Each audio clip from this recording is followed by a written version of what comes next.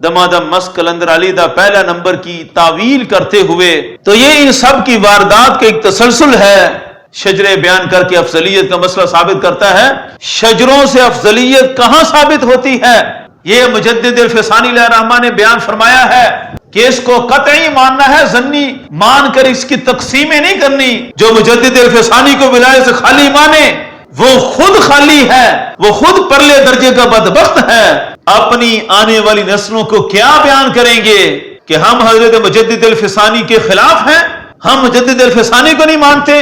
بسم اللہ الرحمن الرحیم، صلی اللہ علی حبیبہ سیدنا محمد ووالدیہ وآلہ وسلم۔ حضرات گرامی، اہل سنت کے مسلک کو بگاڑنے کے لیے رفس زدہ آستانوں نے جس قدر سازشیں شروع کی ہوئی ہیں، اہل سنت کے مقتدر حلقوں کے لیے یہ انتہائی لمحہ فکریہ ہے۔ اہل سنت امام احمد رضا فاضل بریلوی اور حضرت مجدد الفسانی علیہ الرحمہ کے افکار و نظریات انہی کے پابند ہیں۔ آج جتنے بھی فکر رضا اور فکر مجدد کے باغی ہیں، ان کے پلے اپنے پیچھے دکھانے کے لیے کچھ بھی نہیں ہے، طرح طرح سے وارداتیں کرتے ہیں۔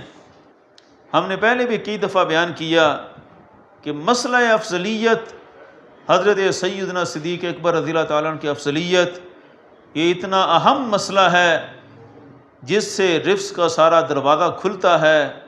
اگر اس میں کسی طرح سے کوئی شک و شبہ پیدا ہو جائے، آگے پھر رفس در رفس میں بندہ بہکتا جاتا ہے۔ ان مترفضہ نے مسئلہ افضلیت پر بڑی وارداتیں کیں کہ کسی طرح سے افضلیت کی سیٹ کو خالی کیا جائے۔ بالآخر جب مایوس ہوئے تو پھر طرح طرح سے وارداتیں کرنے لگے۔ ایک اٹھا تو کہنے لگا میں تقسیم کرتا ہوں کہ خلافت میں پہلا نمبر حضرت صدیق اکبر کا مان لیں اور ولایت میں پہلا نمبر حضرت مولا علی کا مان لیں۔ ایک ٹنچ باٹا سرکار اٹھے، وہ کہنے لگی ہے ہی ظنی، اصل اس کے پیچھے بھی وہی واردات تھی کہ ظنی اس کو قرار دیا جائے تاکہ ماننے نہ ماننے سے کوئی فرق نہ پڑے۔ طرح طرح سے وارداتیں کیں۔ لعان شاہ یہ بھی میدان میں آیا، اس نے بھی ایک بیان میں یہی عقیدہ بیان کیا کہ ولایت میں ہم حضرت مولا علی کا پہلا نمبر مانیں گے۔ دمادم مس کلندر علی دا پہلا نمبر کی تعویل کرتے ہوئے کہا کہ ولایت میں مانتے ہیں۔ یہ انشاءاللہ ہم الگ بیان کریں گے کہ اس میں اصل ترجمانی روافض کے اس نظریے کی ہے کہ وہ منصوص من اللہ مانتے ہیں۔ اب یہ وہ منصوص من اللہ والے الفاظ بولنے سے بھی ہچکچاتے ہیں، لیکن ولایت کا لفظ بول کر وہی واردات کرتے ہیں۔ پھر اس سے آگے حضرت صدیق اکبر رضی اللہ تعالیٰ عنہ کی خلافت اور پھر ان خلافت پر واردات، یہ بڑا کچھ آگے جا کر کریں گے۔ تو یہ ان سب کی واردات کا ایک تسلسل ہے، اور ہم انشاءاللہ ان کا بھرپور تعاقب کریں گے۔ جو ہمارے مجدد الفسانی اور جو امام احمد رضا فاضل بریلوی علیہ رحمہ عقیدہ بیان کر کے گئے ہیں، ہم چھوٹوں کی ذمہ داری ہے کہ وہ عقیدہ ان سب کے سامنے پیش کر دیں۔ آگے بڑے بڑے آستانے والے مانیں یا نہ مانیں، اپنی فالوئنگ کے زور پر یہ دکھاتے پھریں کہ ہم منوا لیں گے، لیکن کل کو خود پچھتائیں گے۔ کس منہ سے اپنے آپ کو نقش بندی کہیں گے، کس منہ سے اپنے آپ کو مجدد الفسانی کا غلام کہیں گے کہ عقیدہ اور نظریہ حضرت مجدد الفسانی کے جب خلاف ہوگا۔ عرفان شاہ نے جب یہی نظریہ پیش کیا، پھر اس پر جب فتویٰ آیا، آج اس کی صفائیاں دیتا پھرتا ہے۔ پہلے بھی چند تقریروں میں شجروں کو بیان کر کے کہا کہ دیکھو شجرے پہنچتے ہیں مولا علی رضی اللہ تعالیٰ عنہ تک، تو لہذا شجرے یہ ولایت کا حصہ ہیں، اور ولایت میں حضرت مولا علی رضی اللہ تعالیٰ عنہ کو افضل ماننے سے کوئی خرابی لازم نہیں آتی۔ لاڑکانہ کی نقش بندیت کے سٹیج پر ساری تقریر کا خلاصہ یہی تھا۔ شجرے بیان کر کے افضلیت کا مسئلہ ثابت کرتا ہے شجروں سے افضلیت کہاں ثابت ہوتی ہے؟ شجروں میں تو پھر مولا علی کے بعد امام حسن بصری کا نام ہے، تو کیا مولا علی کے بعد سب سے افضل حضرت امام حسن بصری ہیں؟ کہاں جائیں گے عشرہ مبشرہ، اصحاب بدر، بیت رضوان والے، فتح مکہ سے پہلے والے؟ یہ پوری ایک ترتیب ہے افضلیت کی۔ یہ شجروں کی ترتیب سے مسئلہ افضلیت کا کوئی تعلق نہیں، یہ الگ مسئلہ ہے۔ سمجھتا ہے کہ سارا جہان جاہل ہے اور میں خلط مبحث کر کے لوگوں کو بیوقوف بنا کر اپنی بات پر ڈٹ کے رہوں گا؟ کیسے کیسے لوگ ہیں جو اس کے داؤ پیش میں آئے ہوئے ہیں اور اس کے فضائل و مناقب بیان کرتے نہیں تھکتے، اور اپنے اسٹیجوں پر اپنے آپ کو نقش بندی کے حلوا کر حضرت مجدد الفسانی علیہ رحمہ کے مکتوبات کے مکمل خلاف چلتے ہیں۔ یہ حضرت مجدد الفسانی علیہ رحمہ کے مکتوبات اور اعلیٰ حضرت کا فتاوی رضویہ، یہ دونوں میرے سامنے ہیں۔ آج یہ بھی فیصلہ کروا ہی لیتے ہیں ان دونوں ہستیوں سے کہ ولایت میں مولا علی کو افضل ماننے سے کیا فرق پڑتا ہے۔ حضرت مجدد الفسانی علیہ رحمہ آپ بھی اس کا فیصلہ سناتے ہیں، اعلیٰ حضرت بھی اس کا فیصلہ سناتے ہیں۔ سب سے پہلے میں حضرت مجدد الفسانی علیہ رحمہ کے مکتوبات شریف سے یہ پیش کر دیتا ہوں کہ ولایت کا معنی کیا ہے۔ یہ مکتوب نمبر 302، اس میں آپ حضرت مجدد الفسانی علیہ رحمہ ولایت کا معنی بیان فرماتے ہیں۔ فرماتا بداں ارشدک اللہ تعالی کہ ولایت عبارت از قرب الہی است جل سلطانہ، کہ ولایت کا معنی قرب الہی ہے۔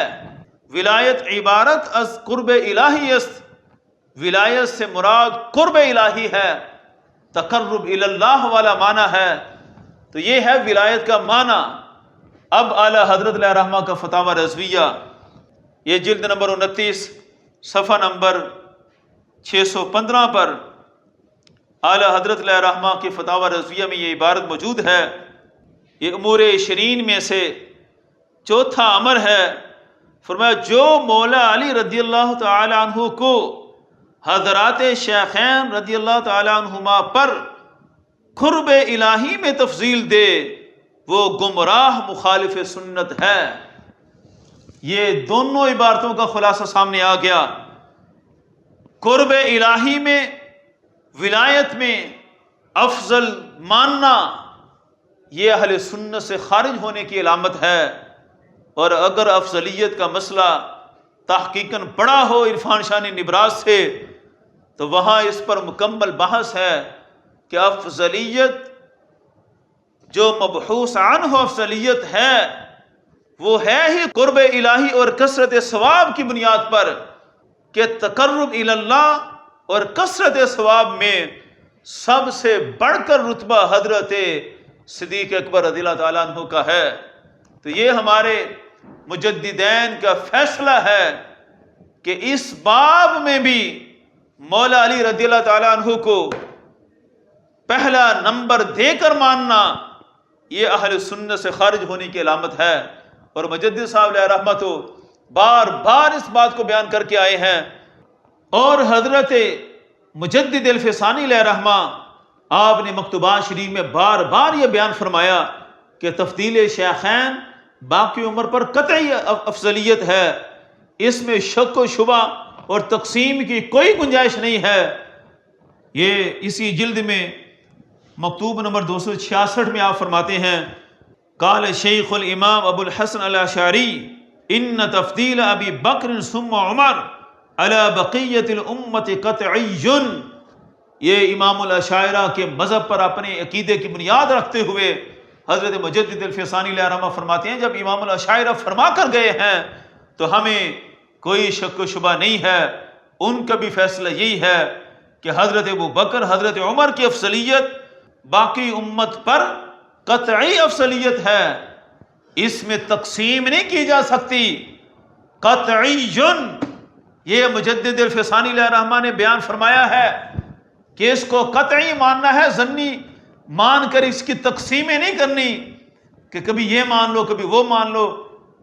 اور انشاءاللہ یہ تقسیم میں بیان کروں گا ایک الگ بیان میں کہ سب سے پہلے یہ واردات کن لوگوں نے کی، کون سے فتنہ پرست تھے جنہوں نے یہ تقسیم شروع کی کہ ولایت میں مولا علی کو مانے اور مینجمنٹ میں حضرت صدیق اکبر رضی اللہ تعالیٰ عنہ کو اول مانا جائے۔ یہ مستشرقین کی تیار کی ہوئی سازش ہے۔ اہل سنت کی مشاہیر نے کبھی یہ عقیدہ بیان نہیں کیا۔ حضرت مجدد الفسانی علیہ رحمہ آپ کو کیا سمجھتے ہیں نقشبندی؟ کیا آپ ولایت سے، تصوف سے، روحانیت سے خالی تھے؟ آپ جب افضلیت بیان کر رہے ہیں تو ولایت کے بغیر ہی بیان کر رہے ہیں۔ استغفر اللہ العظیم، جو مجدد الفسانی کو ولایت سے خالی مانے وہ خود خالی ہے، وہ خود پرلے درجے کا بدبخت ہے۔ کروڑوں نقشبندیوں کے پیشوا، لاکھوں اولیاء کے امام حضرت مجدد الفسانی علیہ رحمہ جو عقیدہ بیان کر رہے ہیں وہی عقیدہ درست ہے۔ لہذا یہ تقسیم کر کے نقشبندیوں کے سٹیج پر امام نقشبند کی ہی دھجیاں اڑائی گئیں۔ سمجھتے ہیں ہم نے ان کو زیر کیا، ہم نے ان کی مخالفت کی۔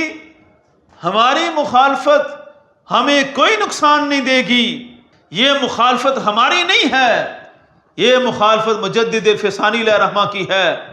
اور حضرت مجدد الفسانی کے نام سے دکانداریاں کن کی چلی ہوئی ہیں یہ خود پہچان کر لیں۔ اپنی آنے والی نسلوں کو کیا بیان کریں گے کہ ہم حضرت مجدد الفسانی کے خلاف ہیں، ہم مجدد الفسانی کو نہیں مانتے؟ اس لیے آج بھی وقت ہے اہل سنت کے عقیدے پر واپس آ جائیں، حضرت مجدد الفسانی کے عقیدے پر واپس آ جائیں، اسی میں سب کی بھلائی ہے۔ ہم حضرت مجدد الفسانی علیہ رحمہ کی کلمات سے ہی دعا مانگتے ہیں، اللہم ثبتنا علی معتقدات اہل السنت والجماعہ وامتنا فی زمرتہم واحشرنا معہم۔